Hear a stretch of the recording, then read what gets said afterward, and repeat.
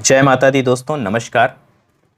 आज इस श्रृंखला में हम समझेंगे अष्टक वर्ग कैसे निकाला जाता है मैनुअली, यानी आपकी खुद के चार्ट पे आप अपनी कुंडली का अष्टक वर्ग कैसे निकाल सकते हैं या किसी और की कुंडली का, अगर आपको जैसे डिटेल्स मिल जाए, जैसे यहाँ पे time, date of birth, name, तो उसकी कुंडली में आप मैनुअली कुंडली बनाने के बाद आप मैनुअली अगर कोई अष्टक वर्ग निकालना चाहें तो कैसे निकालते हैं, तो उसकी बेस क्या है आज मैं आपको वो बताऊंगा।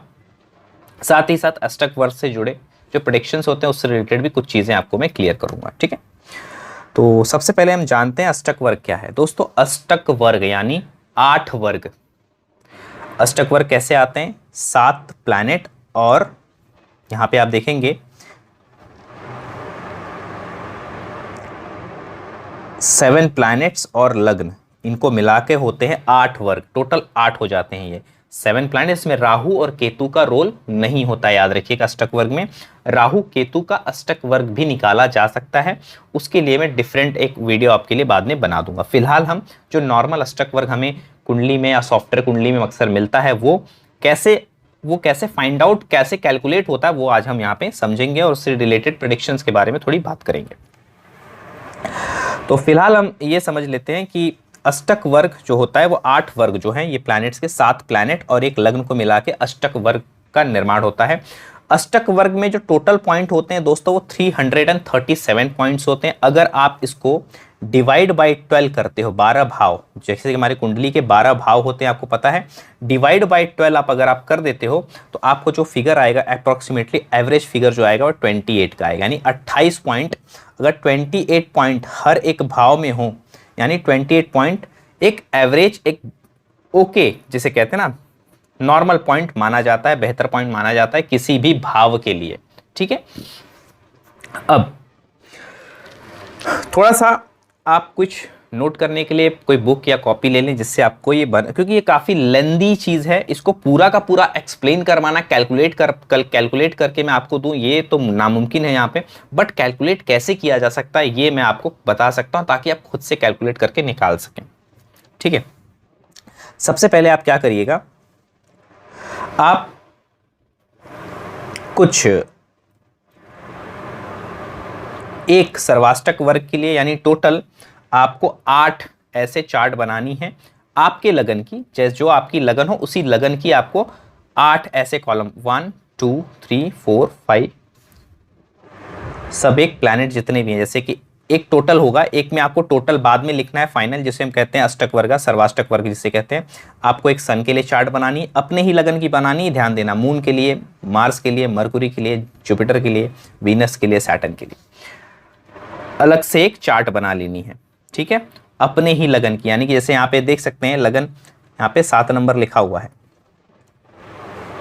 तो अपनी लगन की आप ऐसे चार्ट बना लीजिए। अब इसको कैसे कैलकुलेट करते हैं उस पर हम आपको लेके चलते हैं। सबसे पहले दोस्तों, जो भी आपके पास डिटेल अवेलेबल होगी वो देख लीजिएगा, आपकी चार्ट पे कर रहे हैं या फिर आप जो आपको मैं डिटेल्स यहाँ पे दिखा रहा हूँ उस पे करना है, वो आपके ऊपर है। बस जो रूल्स मैं बता रहा हूँ उसको लागू करते जाइएगा। इस टेबल का यूज़ कैसे होता है वो आपको समझ में आ जाएगा। यहाँ देखिए दोस्तों, सूर्य को टोटल 48 पॉइंट्स मिलते हैं सारे ग्रहों से, कुल मिला के उसको सिर्फ 48 पॉइंट्स मिलते हैं टोटल। अब वो कैसे मिलते हैं, किन भावों में मिलते हैं, उसी के बारे में हम यहाँ पे थोड़ा सा कैलकुलेट करेंगे और समझेंगे। ठीक है, सन पहले खुद को पॉइंट देगा, यानी सन जहां पे बैठा है वहां से वो पहले घर में, दूसरे, चौथे, 7वें, 8वें, 9वें, 10वें और 11वें भाव में अपने आप को एक एक पॉइंट देगा, एक एक पॉइंट इन सब जगहों पे with respect to its position. जैसे मेरे चार्ट में सूर्य यहां पे बैठा है दोस्तों 12वें भाव में, आप देख सकते हैं। आपके चार्ट में सन कहां पे बैठा, पहले उसे फाइंड आउट करना है। उस भाव से पहले, दूसरे, चौथे, 7वें, 8वें, 9वें, 10वें और 11वें भाव में एक एक पॉइंट सूर्य खुद को देता है, याद रखिएगा उन भाव में। जैसे कि सन मेरे यहाँ पे 12th हाउस में बैठा, सबसे पहला पॉइंट वो अपने आप को देगा, कहां पे देगा, यहाँ पे। ये नीचे के चार्ट में देखिए, मैं मार्क करते जा रहा हूं, एक पॉइंट सन ने खुद को दिया यहाँ पे। दूसरा पॉइंट सेकंड हाउस में देगा, तो यहां से सेकंड हाउस 1 2, ये सेकंड हाउस हुआ। दूसरा पॉइंट सेकंड यहाँ पे मिला। 4th हाउस जहाँ पे सूर्य बैठा वहाँ से चौथा भाव जो है ये है, तो यहाँ पे 1 पॉइंट मिला। फिर 7th, ऑब्वियसली 7th हाउस जहाँ सूर्य बैठा है वहाँ से 7वां यही होगा, नो विदाउट एनी डाउट हम समझ सकते हैं। तो ये 1 पॉइंट हमने सन ने अपने आप को 7वें घर में दिया। फिर 8th हाउस ये हुआ, 8th हाउस में पॉइंट दिया, 9th हाउस में पॉइंट दिया, 10th हाउस में पॉइंट दिया, 11th, यानी सूर्य अपने भाव से इन सब जगहों पे 1-1 पॉइंट सूर्य को मिल गया, राइट। अब सन को मून से भी पॉइंट मिलेंगे, ठीक है। अब सन को मून से पॉइंट मिलेंगे उसी प्रकार, ये आप जो मैंने मार्क किया इसको एज इट इज आपने मार्क किया होगा आई थिंक। अब मून से देखिए, मून कैसे है, मून यहाँ पे आप देख सकते हैं, मून आप हमारे यहाँ इस चार्ट में 10th हाउस में बैठे हुए हैं।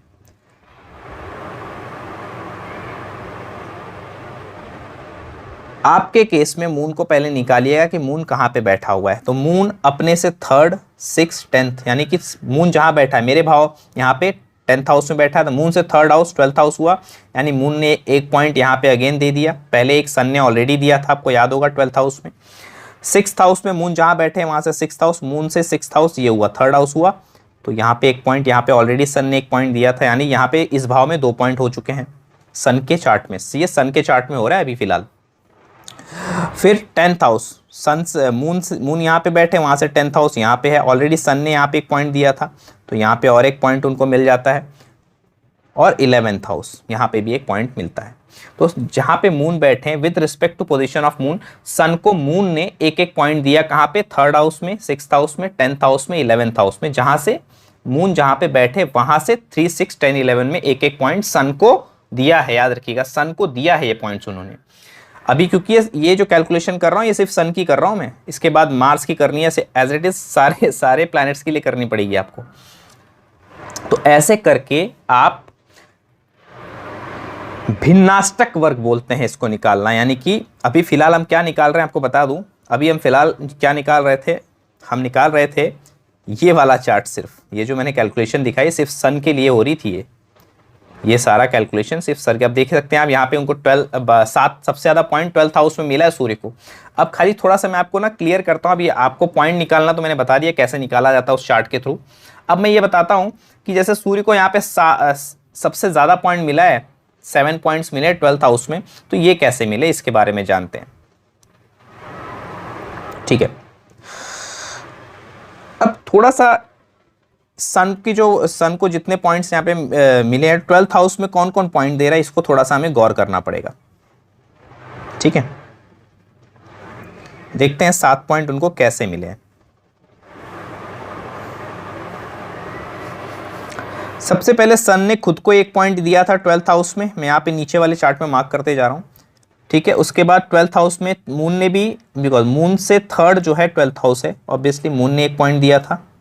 और मार्स ने दिया है क्या, मार्स यहाँ पे बैठा हुआ है, तो मार्स तभी सन को पॉइंट दे सकता है जब वो 12th हाउस में, यहाँ पे 12th हाउस मेंशन नहीं है, 12वें भाव, तो मंगल कोई पॉइंट्स नहीं दे रहा है उनको 12th हाउस में। मरकुरी देखिए, मरकुरी जो है 12th हाउस में पॉइंट देता है, तो मरकुरी से 12th हाउस कौन सा हुआ, 12th हाउस हुआ, राइट। तो अगेन मरकुरी ने 1 पॉइंट दिया, 3 पॉइंट हो गए। फिर जुपिटर जो है अपने से 6th हाउस में, आप देख सकते हैं जुपिटर जुपिटर आप जहां बैठा है वहां से 6th हाउस में पॉइंट देता है, तो जुपिटर यहां बैठा है, जुपिटर से 6th हाउस कौन सा हुआ, ये हुआ obviously 12th house. Again Jupiter से भी 1 पॉइंट मिल गया उनको। यहाँ पे सन ने खुद को दिया है, मून से उनको मिला, जुपिटर से मिला, सन के पॉइंट्स 1 हैं यहाँ पे, मून के 1 पॉइंट्स हुए, मरकुरी के 1 पॉइंट्स हुए और जुपिटर के, टोटल इनको कितने पॉइंट्स मिल गए, 4 पॉइंट्स मिल चुके हैं। वीनस भी देखेंगे दोस्तों, यहाँ पे वीनस आप देखते हैं 12th, वीनस 12th अपना, जहाँ वीनस लगन में बैठा है तो ऑब्वियसली 12th हाउस उसके लिए 12th हुआ, यहाँ पे वीनस बैठा है, यहाँ से 12th हाउस यहाँ पे है, हम देख सकते हैं, तो वीनस भी 1 पॉइंट देगा सन को, ये भी मिल गया सन को।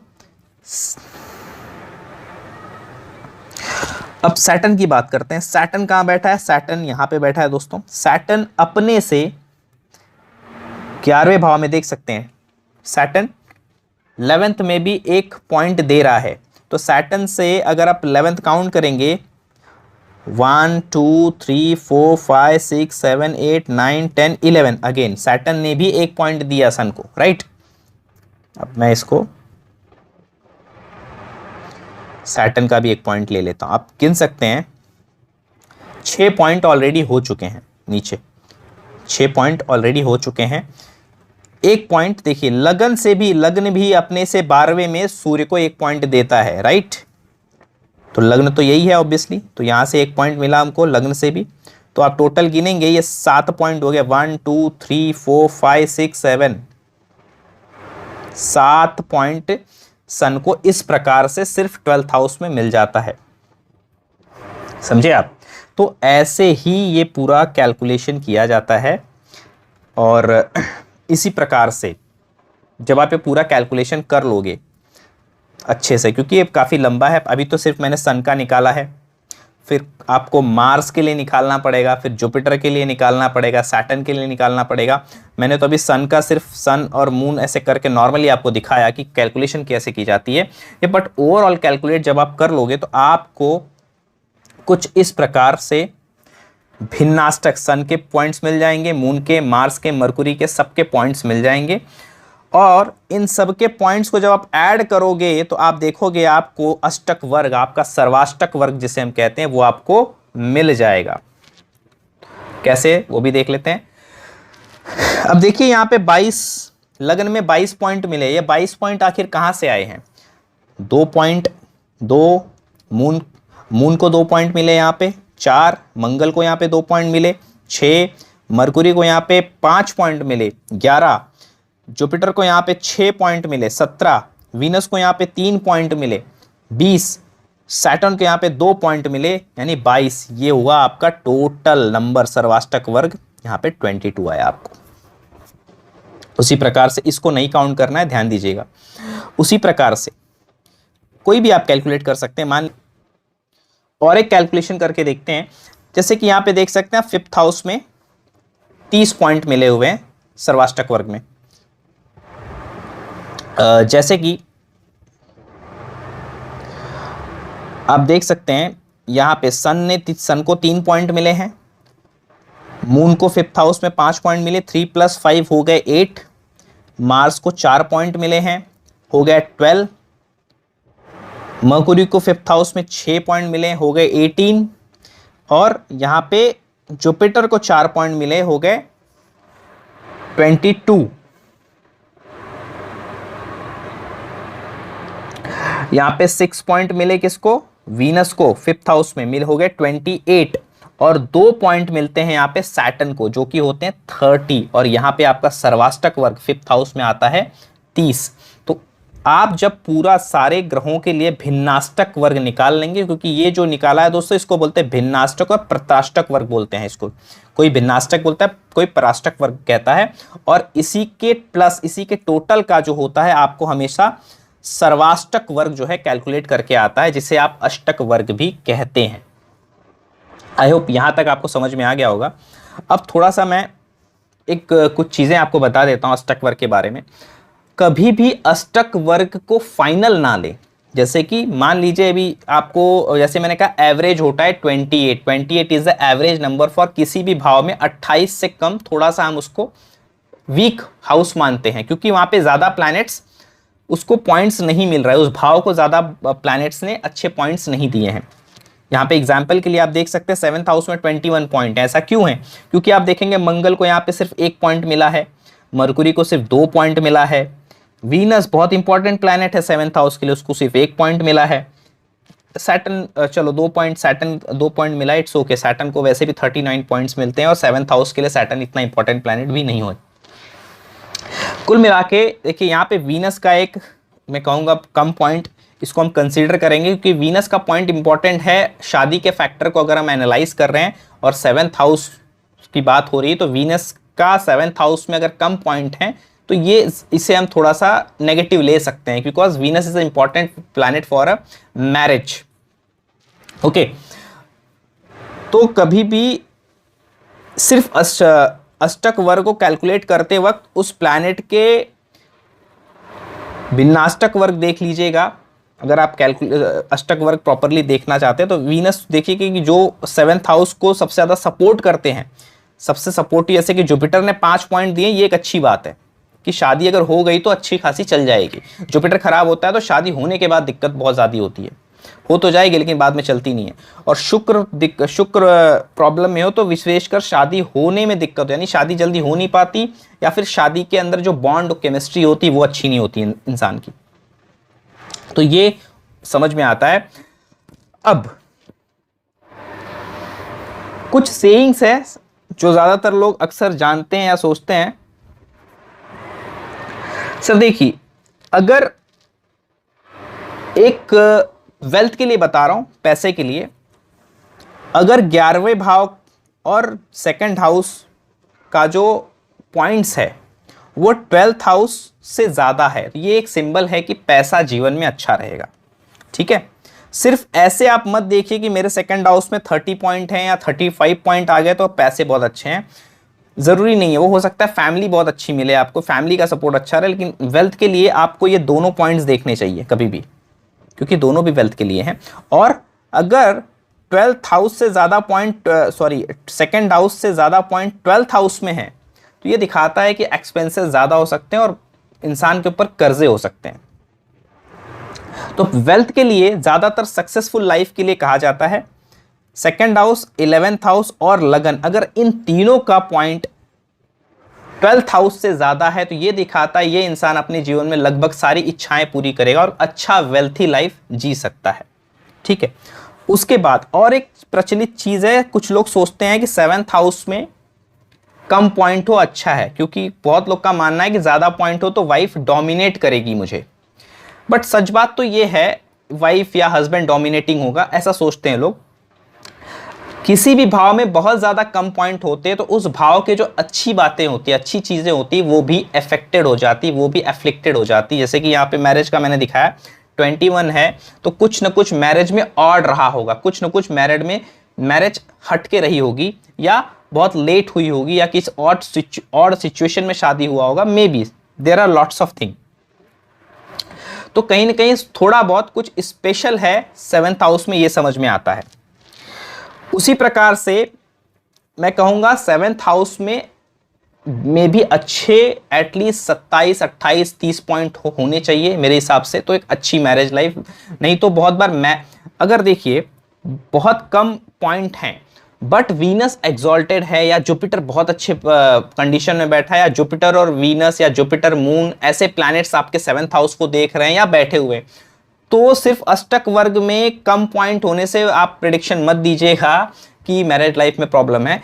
हमेशा पहले कैलकुलेशन जो ज्योतिष की बाकी कैलकुलेशन वो करने के बाद अष्टक वर्ग चेक करिए। अष्टक वर्ग आप चेक करिएगा ड्यूअल चेकिंग के लिए, बोलते ना कि सेकंड कंफर्मेशन, थर्ड कंफर्मेशन के लिए आप अष्टक वर्ग चेक कर सकते हैं। सिर्फ अष्टक वर्ग के बेसिस पे कोई भी कंफर्मेशन मत दीजिएगा।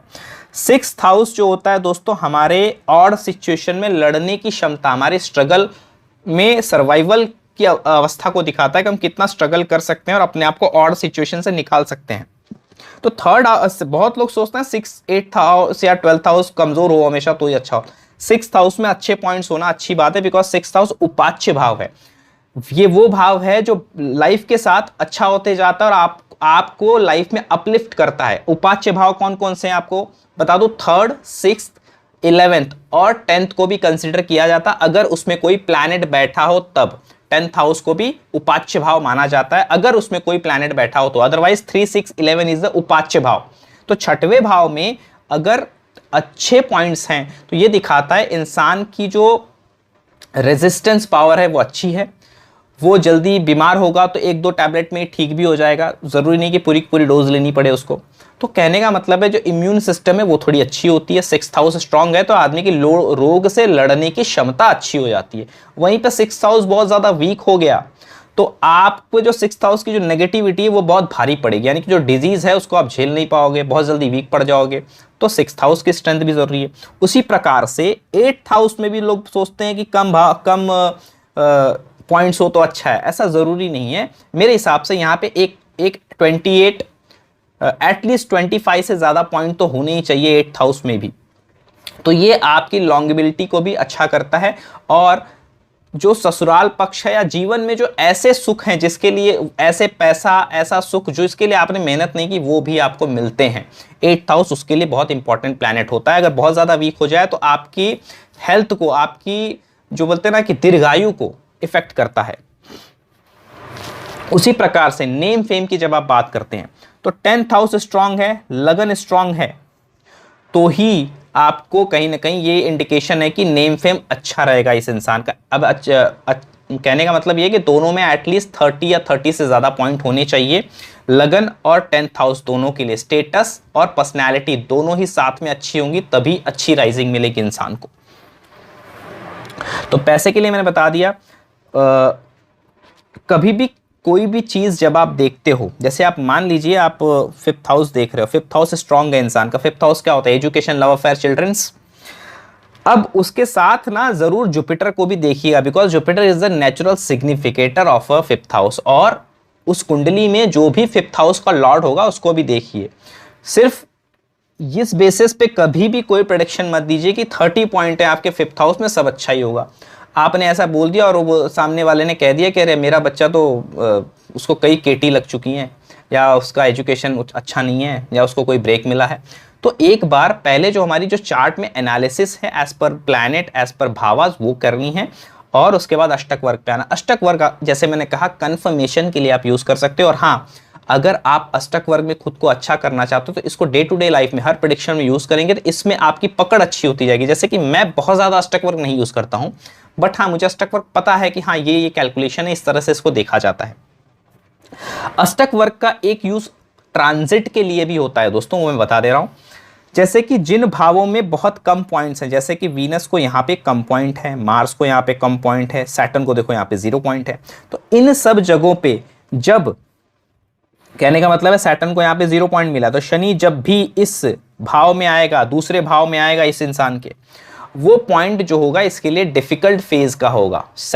और उस वक्त अगर सैटर्न की दशा चल गई तो इफेक्ट ज्यादा करेगा, सैटर्न की दशा या अंतरदशा नहीं हुई तो इफेक्ट कम करेगा। तो इसको थोड़ा सा समझना है। Transit always effects a personality और इफेक्ट्स द पर्टिकुलर सिनारियोज जो इंसान के जीवन में चल रहा होता है। ट्रांजिट्स का इफेक्ट होता है, कम होता है, ज्यादा होता है, डिपेंड करता है उसकी महादशा किसकी चल रही है और वो प्लैनेट कौन सा ट्रांजिट कर रहा है। जो फास्ट मूविंग प्लैनेट्स होते हैं, मरकुरी, मून, वीनस, इनकी दशा में क्या होता है, मिक्सअप रिजल्ट मिलते रहते हैं, क्योंकि ये जो है फास्ट मूव करते रहते हैं। एक महीना किसी खराब भाव में भी चलेगा, जैसे एग्जांपल वीनस अगर इधर 7th हाउस में ट्रांजिट करेगा तो अगले ही 2 महीने बाद वो यहाँ पे भी ट्रांजिट कर जाएगा 9th हाउस में, तो मे भी शायद 1 महीना खराब गया तो 2 महीने बाद सिचुएशन अच्छी हो जाती। लेकिन जो स्लो मूविंग प्लैनेट हैं, जुपिटर, सैटर्न, इनकी ट्रांजिट्स बहुत ज़्यादा मैटर करती हैं, बिकॉज ये एक राशि में 1 साल या 1 साल से ज़्यादा रहते हैं। तो सैटर्न के ट्रांजिट और जुपिटर के ट्रांजिट का महत्व इसलिए बहुत ज़्यादा है चार्ट में जब भी हम ट्रांजिट देखते हैं। तो ये ट्रांजिट के लिए आप यूज़ कर सकते हो कि जहाँ पे जिस प्लैनेट को बहुत कम पॉइंट मिले हैं, जब वो वहाँ से गुजरेगा तो थोड़े से सिचुएशन उसके वजह से अच्छे नहीं हो सकते। उस वक्त ट्रांजिट में बाकी प्लैनेट्स अगर अच्छे हैं तो अच्छे रिजल्ट भी मिल सकते हैं। लेकिन मान लीजिए सैटर्न जैसा प्लैनेट, क्योंकि 1 साल वहां पे रहेगा, तो जब कोई ऐसा मंथ आएगा जहां पे बाकी प्लैनेट्स की सिचुएशन, यानी कि हो सकता है एक ऐसा टाइम है जब वीनस यहाँ बैठा है, सैटर्न तो यहाँ पे 2.5 साल रहेगा, तो वीनस यहाँ पे आया, मार्स कहीं डिफिकल्ट कंडीशन में आ गया, यानी कि मार्स भी सपोज लगन में आ गया, यहाँ पे बहुत अच्छे पॉइंट नहीं है मार्स यहाँ पे आ गया। जुपिटर जैसा प्लैनेट 12th में बैठा हुआ है सपोज, और मरकुरी जैसा प्लैनेट 2 में आ गया या 12th में आ गया, जहाँ पे अच्छे पॉइंट्स नहीं। तो मतलब ऐसी सीन जब बनेगी, ऐसा जब एक बोलते ना कि एक टाइम आएगा जब बहुत सारे प्लैनेट अच्छे सिचुएशन में नहीं हैं, अच्छे पॉइंट पे नहीं हैं, क्योंकि 2.5 साल के शनि के लिए शनि वहाँ पे बैठा हुआ है, तो इस दौरान ऐसा हो सकता है, बहुत पॉसिबल है। तो वो पर्टिकुलर मंथ, वो पर्टिकुलर एरिया उस इंसान के लिए बहुत ज़्यादा ट्रबलसम लेके आएगा, बहुत ज़्यादा कुछ मेजर प्रॉब्लम आ सकती है उसको। तो ये चीज़, इसको आप अष्टक वर्ग से ऐसे देख सकते हो, ट्रांजिट की तकलीफों के, ट्रांजिट के थ्रू जो तकलीफें आ सकती है उसको समझ सकते हो। अष्टक वर्ग बेसिकली आपको यूज़ करना चाहिए कि कभी भी उसको अच्छे से यूज़ करें। जैसे कि सिर्फ लगन देख रहे हैं, हेल्थ देख रहे हैं, तो जरूर 6th हाउस देखिए, बिकॉज अगर लग्न वीक है और 6th हाउस भी वीक है तो फिर ये पर्सन छोटी मोटी डिजीज से भी पूरा इसका हेल्थ जो है खराब हो सकता है और इसकी इम्यूनिटी बहुत खराब होगी, या फिर इसके हेल्थ कह सकते हैं कि हेल्थ वाइज ये बहुत अच्छा नहीं है। तो इसके लिए 6th हाउस अगर आप लग्न के अंदर अच्छे पॉइंट्स नहीं है और 6th हाउस में भी खराब पॉइंट आ गए, यानी कि बिलो 28 चले गए हैं, तो ये अच्छी बात नहीं है। तो always check in a group की कौन कौन से क्योंकि कभी भी कोई एक सिचुएशन के लिए एक हाउस अकेला जिम्मेदार नहीं होता है, उसके लिए और हाउसेस के भी सपोर्ट लगते हैं, तो उन हाउसेस के हिसाब से उसको चेक करिएगा। जैसे किसी का आप 4th हाउस देख रहे हो, 4th हाउस में कम पॉइंट है, ठीक है, अब आप 4th हाउस के जो प्लैनेट है मून को देख लीजिए और उसके सिग्निफिकेंस को देख लीजिए, और 4th हाउस का जो लॉर्ड है अगर वो 11th में बैठा और 11th में अच्छे पॉइंट्स हैं, जैसे एग्जांपल दे रहा हूँ कि यहाँ पे मून है, मून मान लीजिए इस चार्ट में अगर एक्वेरियस में बैठा है तो यानी कि यहाँ जहाँ 39 पॉइंट्स है जहाँ पे, तो कहीं ना कहीं मून उतना प्रॉब्लम नहीं देगा और प्रॉपर्टी के लिए, इमोशंस के लिए चीज़ें लगभग लाइफ में ठीक चलेंगी, कोई दिक्कत इतनी नहीं होगी। इसको इस तरीके से देखना चाहिए। थोड़ा सा अष्टक वर्ग देखते वक्त इन सब चीज़ों का ध्यान रखिएगा। और अष्टक वर्ग में आपको अच्छा होना है तो इसको आपको डे टू डे प्रैक्टिस में हर एक चार्ट एनालिसिस में यूज करना होगा, तभी आप इसमें थोड़ा सा बेटर हो सकते हैं। जैसे मैंने कहा मैं बहुत ज़्यादा यूज़ नहीं करता हूँ, रेयरली यूज़ करता हूँ, हाँ, बट ट्रांजिट के लिए आप इसको थोड़ा सा यूज़ कर सकते हैं अपने चार्ट पे लगाने के लिए। पर्सनली ट्रांजिट रिजल्ट को समझने के लिए ये जो भिन्नाष्टक वर्ग में जो ट्रांजिट हैं प्लैनेट्स को, जैसा मैंने बताया, उसको आप यूज़ करेंगे, आपको काफ़ी रिलेवेंट रिजल्ट देखने मिलेंगे। तो ये दोस्तों यहाँ तक मैंने जो समझाया ये सब ट्रांजिट और इन सब चीज़ों के लिए समझा। और एक चीज़, जिस भी पॉइंट पे, जिस भी भाव में आपको सबसे ज़्यादा पॉइंट मिले हुए हैं, जैसे कि आप इस चार्ट में देख सकते हैं 11th हाउस में सबसे ज़्यादा पॉइंट है, यानी कि ये इंसान जिसके भी चार्ट है जो चाहेगा, 11th हाउस क्या है, लाभ का है, बेनिफिट्स जिससे चाहेगा बेनिफिट्स लेके ही मानेगा, मतलब इसको बेनिफिट्स मिलेंगे, लाभ में रहेगा, ओवरऑल द लाइफ में ये लाभ में जिएगा, कहीं ना कहीं इसके बेनिफिट्स होंगे, वहां पे बहुत ज्यादा लिबर्टी है। यानी कि जिस भी भाव में किसी को मान लीजिए 10th हाउस में ज्यादा पॉइंट मिले, मतलब वहां पे पर्सन बहुत इंडिपेंडेंट है, बहुत ज्यादा फ्रीडम है उसको काम करने के लिए, वहां पे उसके वहां की चीजों को लेके उसको बहुत ज्यादा सिरदर्द कह सकते हो, या फिर आप कह सकते हो बहुत ज्यादा ट्रबल लाइफ में नहीं आएगी, वो उन चीजों को आसानी से पार कर सकता है, इतना उसके अंदर कैलिबर होगा। जिस भी भाव में सबसे ज्यादा पॉइंट हो वो उस इंसान के लिए फ्री एरिया होता है, वहां पे वो बहुत कुछ कर सकता है, वहां के लिए वो बेहतरीन काम कर सकता है, इस चीज को समझिएगा। तो ये था दोस्तों अष्टक वर्ग को कैसे निकाला जाता है, कैसे देखना चाहिए, और सर्वाष्टक वर्ग कैसे आपका आता है, इसके बारे में मैंने आपको डिटेलिंग दी दी है। आशा करता हूं वीडियो आपको अच्छा लगा होगा। वीडियो अच्छा लगे तो वीडियो को लाइक कीजिएगा और चैनल को सब्सक्राइब कीजिएगा। मिलता हूं नेक्स्ट वीडियो के साथ, तब तक के लिए आप सभी को नमस्कार।